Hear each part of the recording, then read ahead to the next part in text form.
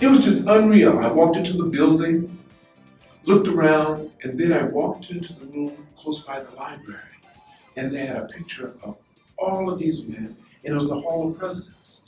And I didn't see one person of color. And jokingly to myself, somewhat jokingly, one day, I'm gonna be the first black president up there.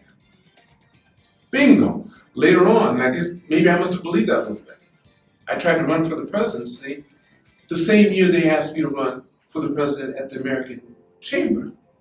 Because I didn't want to be president of the American Chamber. I didn't think I could do that. For the first time in known history, they had a sit-down interview of the three people that wanted to run for president. And they sat down and asked me why and everything else. And I thought it kind of funny, but I knew what was going on. And then they asked me what I would do if I weren't put on the slate. Would I go out and get the list of names? You need to get 100 names to put your name on the slate by members to do it. So they asked me if I would do that, and I said no, I wouldn't do it. If you don't put me on the slate, I figure you must have a reason. So I wouldn't go out and get the 100 signatures to put myself on the slate. So they said, okay. So when they came back to me a week later, they said, we decided not to put your name on the slate.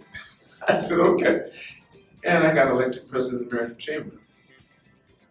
Fast forward, 2007, I wanted to become president, and I'd been VP. I was already VP at TAC for several years. As a matter of fact, I just found out, here's a little trivia point for you.